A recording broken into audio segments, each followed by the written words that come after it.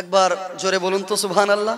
সুবহানাল্লাহ, একটু জোরে সুবহানাল্লাহ। বাবা বলে ওগো আমেনা, আমি থাকতে চিন্তা করো না।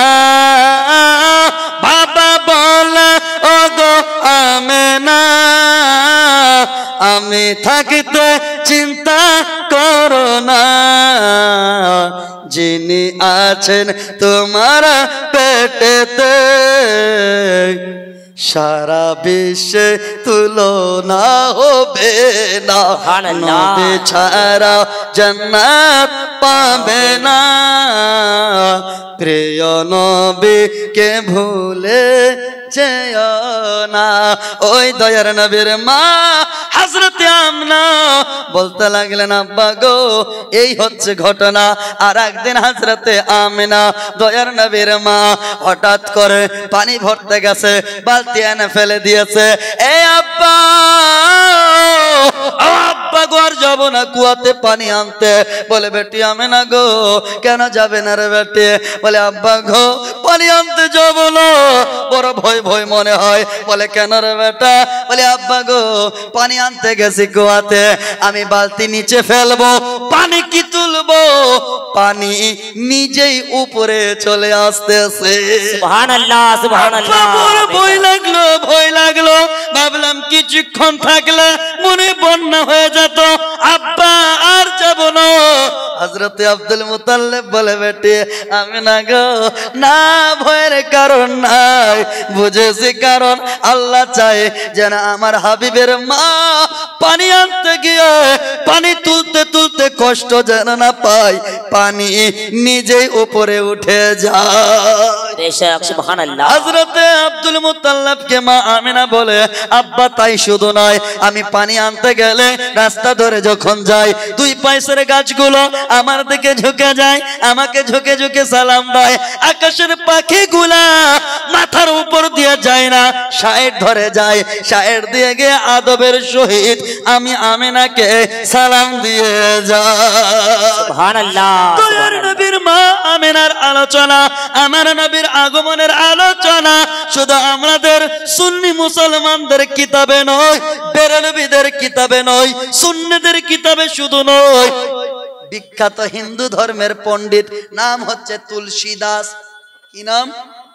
তুলসীদাস আমার নবীর আগমন ব্যাপারে বলতেছেন, আগতম ভূতলম স্বাগতম মঙ্গলম স্বাগতম স্বাগতম, হে নবী মঙ্গলম দুঃখরম শিক্ষরম জীবনম মঙ্গলম, হে নবী হে শফি মঙ্গলম বৈভবম আমিনা মঙ্গলম, হে হালিমা সুধি মঙ্গলম কুশলম জুহরম নির্মলম শীতলম সুফলম যুগজয়ী মঙ্গলম। জোরে বলুন সুবহানাল্লাহ, সুবহানাল্লাহ। নবীর আগমনের ব্যাপারে হিন্দু ধর্মের বিখ্যাত পণ্ডিত তুলসীদাস বলতেছেন, আগতম আমার নবী যখন এসেছিলেন, ভূতলম, ভূ মানে কি পৃথিবী, হ্যাঁ ধরতি, এই ভূতলম আমার নবী যখন এই পৃথিবীতে এসেছিলেন, স্বাগতম মঙ্গলম, নবী যখন এসেছিলেন ওই সময়টা বড় সুন্দর সময় ছিল। জোরে বল সুবহানাল্লাহ। ওই সময়টাকে আমরা কি নামে জানি? সুবহে সাদিক না? সুবহে সাদিকের সময়। আজকে মাস্টারকে যদি বলেন মাস্টার সাহেব নামাজ ছেড়ে কোথায় যান? এক্সারসাইজ করতে। ভোরবেলায় সকাল সকাল পুরো রাস্তা জাম। বলে কোথায়? মাস্টারকে দেখছি রাস্তায়, ডাক্তারকে দেখছি রাস্তায়, তারা জেগে জেগে ভুঁড়ি কমানোর জন্যই, ভুঁড়ি যেন কমিয়ে যায়, শরীর হেলথ যেন ভালো থাকে, শরীর চর্চা করতেছে। আমি বললাম মাস্টার সাহেব, ওগো ডাক্তার সাহেব, ওগো প্রফেসর সাহেব, ওগো উকিল সাহেব, কোথায় যাও? বলে এক্সারসাইজ করতেছি, ব্যায়াম করতেছি, শরীরটাকে শরীর চর্চা করতেছি, জগিং করতেছে। আমি বললাম এটাতে কি হবে? বলে শরীর ফিটনেস থাকবে, শরীর ঠিক থাকবে, হেলথ ভালো থাকবে, সুস্থতা পাওয়া যাবে। আমি বললাম ডাক্তার সাহেব এই কাজটা কি সন্ধ্যাবেলায় করলে হতো না? এই এক্সারসাইজটা দুপুর বেলায় করলে হতো না, এই কাজটাকে সকাল 10টায় করলে হতো না, এই ভোরবেলায় কেন বলতেছে? এই জন্যই এই সময়টাতে হাঁটতে গেলে, এই সময়টাতে জগিং করতে গেলে, এই সময়টাতে এক্সারসাইজ করতে গেলে, এই সময়টাতে ব্যায়াম করতে গেলে শরীর হেলথ ভালো থাকে, শরীর সুস্থ থাকে, শরীর ফিটনেস থাকে। আমি বললাম রে ডাক্তার, তাই শুধু নয়, এইটাই খালি বলার চেষ্টা করিস না, এই জন্য ভোরবেলায় হাঁটতে গেলে এক্সারসাইজ করলে শরীরে সুস্থ পাওয়া যায়। এই টাইমটার নাম হচ্ছে সুবহে সাদিক। এই সময়ে দয়ার নবী রাহমাতাল লিল আলামিন এসেছে। ওই রাহমাতওয়ালা নবী আসার কারণে এই শুভ সাদিকের সময় যারাই হাঁটা চলা করে সুস্থতা পেয়ে যায়। সুবহানাল্লাহ সুবহানাল্লাহ। এরকম করো ব্রাদার।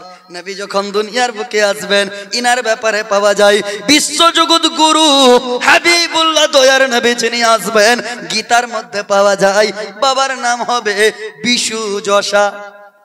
বিশু মানে প্রভু, যশা মানে দাস, প্রভুর দাস। তিনার আরবি মানে হচ্ছে হযরতে আব্দুল্লাহ। বেশক সুবহানাল্লাহ। গীতার মধ্যে আরো পাওয়া যায় যিনি বিশ্বজগৎ গুরু হাবিবুল্লাহ দয়ার নবী দুনিয়ার বুকে আসবেন, মায়ের নাম হবে সুমতি। সু মানে সুন্দর, মতি মানে মন, সুন্দর মন। তিনার আরবি মানে হচ্ছে হযরতে আমেনা। সোনাপুরের মুসলমানেরা মনে রাখবেন, কঙ্কুশিল্কের 12 তারিখ মরুভূমি অঞ্চলে মক্কা নগরীতে দয়ার নবীর আগমন ঘটবে, আমার নবী আসার বলবে। নবী যখন দুনিয়াতে আসেন জানেন এরকম নেই। নবীর বাড়ির পাশে আব্দুর রহমান বিন আউফের বাড়ির এক মহিলা যিনার নাম হযরতে শেফা। ইনি বলতেছেন যখন আমিনার ঘরে দয়ার নবী আগমন ঘটছে দেখছি আমিনার ঘরটা পুরো আলোকিত হয়ে গেছে, জোরে বলুন। আর আলো শুধু এতটাই আলো নয়, আমি হযরতে শিফার ঘর পর্যন্ত এত আলো যে আমার ঘুম ভেঙে গেছে। দেখবেন যারা ভালো বন্ধ করে ঘুমায়, লাইট যদি জ্বালিয়ে দেয় দেখবেন লাইটের আলো পেলে ঘুম কিন্তু চোখ খুলে যাবে। তা হযরতে এই শিফা আব্দুর রহমান বিন আউফের মহিলা ইনি বলতেছেন যে যখনই এত আলো যে আমার ঘুম ভেঙে গেছে, কিন্তু আলোর জ্যোতির এত কিরণ যে আমি ঘরের বাইরে পা রাখতে ভয় পাচ্ছি। কিছুক্ষণ পর শুভে সাদিকের পরে যখন হয়েছে আমি হাঁটতে হাঁটতে আমিনার বাড়ির দিকে গেলাম, বললাম ও আমিনা। জি বুবু শিফা। বলছে কি ব্যাপার, তোমার ঘরে আজকে এত আলো কেন ছিল রাত্রে, যে সারা মক্কা নগরীটা আলোকিত হয়েছিল? আমিনা বলছে অন্য কোনো কারণ নাই বুবু, আমার ঘরে একটা সন্তান ছেলে জন্ম নিয়েছে। জোরে সুবহানাল্লাহ সুবহানাল্লাহ। তাই শুধু নয়, আমার দয়ার নবীর একজন চাচার নাম হলো আবু লাহাব। তিনার এক দাসী ছিল সুয়াইবা, নাম না? এই সুয়াইবা নামক দাসীটা ইনি ওই রাত্রি বেলায় সারা রাত ঘুমায়নি। কেন ঘুমায়নি জানেন? ইনার পূর্বের একটা ঘটনা। এই মহিলা দাসী হইল কেন সুয়াইবা? এই জন্যই এই মহিলার বাড়ি হচ্ছে, ইনার বাবার বাড়ি ছিল মদিনার পাহাড়ি এলাকায়। কোথায়? মদিনার পাহাড়ি এলাকায়। ওই মদিনার পাহাড়ি এলাকায় বড় দরিদ্র গরিব ঘরের মেয়ে সুয়াইবা। ইনার আব্বা মদিনার বাজারে রুটির ব্যবসা করত। রুটি কেনা বেচা করতে করতে তিনার পুঁজি পাটা শেষ, পুঁজি শেষ হয়ে গেল। শেষের বেলায় ওই মহিলার আব্বা সুয়াইবার আব্বা ব্যবসা শেষ হয়ে গেছে, 3 দিন ধরে বাড়িতে খাবার নাই, ঘরে শুয়ে আছে। বৃদ্ধ মানুষ উঠতে পারে না, মা হাঁটতে পারে না। এই সুয়াইবা বলে আব্বা গো, 3 দিন ধরে আপনি বাজারে যান না কেন আব্বা? কেন ব্যবসাতে যান না? সুয়াইবার আব্বা বলে ও বেটি সুয়াইবা, আমার ব্যবসা চৌপট হয়েছে, শেষ হয়ে গেছে, আমার পুঁজিপাটা শেষ হয়ে গেছে আম্মা, আমি কি করে যাব গো? 3 দিন ধরে খাবার নাই। সুয়াইবা মায়ের কষ্ট থাকতে পারে না, আব্বার অভাব সহ্য করতে পারলো না। মদিনার বাজারে গিয়ে আজকে যেই রকম আপনাদের এখানে কুশিয়াদারের হাট আছে, গরু কেনা বেচা হয়, চাচলের হাটে গরু কেনা বেচা হয়, তদ্রূপ সেই যুগে মানুষকে কেনা বেচা হতো, মানুষের কেনা বেচা। এই সুয়াইবা নামক মহিলাটা এই নিয়ে মদিনার বাজারে গিয়ে নিজেকে বিক্রি করে ফেললেন। রে মদিনার বাজারের ব্যাপারীরা, আমি সুয়াইবা নিজেকে বিক্রি করব, কে খরিদার আছো, কে কিনে নিবা, কে খরিদ করে নেবা? এক একজন এই সুয়াইবা দেখতে সুন্দর, রূপে সুন্দর, গুণে সুন্দর, ব্যবহারে সুন্দর, এর সুন্দর দেখা সমস্ত বড় বড় ব্যবসায়িকেরা কেনার জন্য প্রস্তুত। এই সুয়াইবাকে বিশ্ব অনেক টাকা বেশি মূল্য দিয়ে কিনে নিল, জিনার নাম হচ্ছে আবু লাহাব। এই আবু লাহাব কিনে নিয়ে সুয়াইবাকে বলতেছে, সুয়াইবা গো, তোমাকে তো কিনে নিলাম, চলো আমার মক্কা নগরীতে। হযরতে সুয়াইবা বলে, না না না, এখনই যাব না, আমার একটা শর্ত আছে। বলে কি? বলে আমি যে টাকাগুলো আমাকে বিক্রি করে যে টাকা পেলাম, এই টাকাগুলো আমার পাহাড়ি এলাকায় বৃদ্ধ বাবাকে দিয়ে আসবো, আমার বৃদ্ধা মাকে দেখবো, শেষবারের মতো দেখা করে চলে আসবো। আর শেষবারের মতো দেখা করে মা বাবার সঙ্গে কথা বলে আসবো।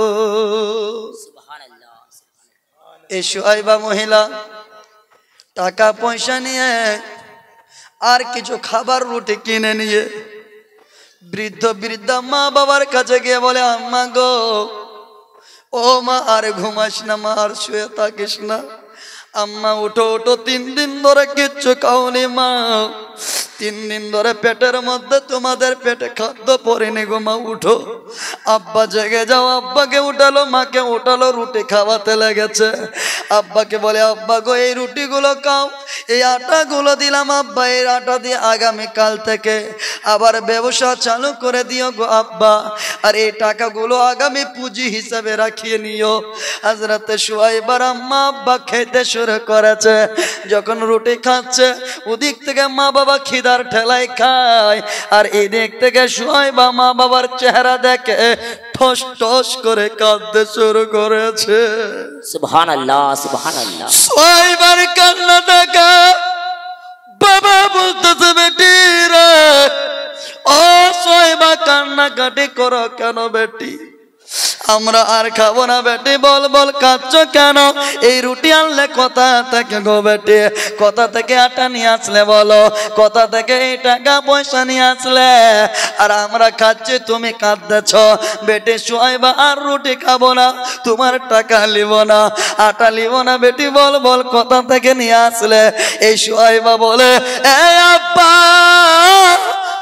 আব্বা, আপনাকে দেখলাম কয়েকদিন ধরে আব্বা আপনি খাবার খাননি, আম্মা খাবার খায়নি, কোন কাজ হয়নি আব্বা গো। নারে তাকবীর, আল্লাহু আকবার, নারে রিসালাত, ইয়া রাসূলুল্লাহ, নারে রিসালাত। ইয়া রাসূলুল্লাহ। জীবনী বক্তা হযরত মাওলানা আলিমউদ্দিন রাজভী সাহেব, জিন্দাবাদ। নারে তাকবীর, নারে রিসালাত, নারে রিসালাত আলা হযরত। সুবহানাল্লাহ, সুবহানাল্লাহ। চলে এসেছে জি পুরাতন খেলোয়াড়, যেনাকে আপনাদের এলাকায় গ্রাম গ্রাম পাড়া পাড়া যেনাকে জানে, হযরত মাওলানা আলিমউদ্দিন রাজভী সাহেব। উনি আপনাদের মন পছন্দীয় বক্তা, সুপরিচিত বক্তা, এসে উপস্থিত হয়েছেন। আপনারা মন ভরে শুনবেন ইনশাল্লাহ। এই জালসার পরে আমার আরেকটা জালসা আছে, যার কারণে আমাকে খুব শীঘ্রই আবার আরেকটা জালসা অ্যাড হতে হবে। আপনাদের দোয়া মোহাব্বত। যাই হোক, আসেন জনাব নানু মাওলানা আলিমউদ্দিন সাহেব। হ্যাঁ, একটু বসে যান, 2-4 কদম করে একটু এগিয়ে আসুন।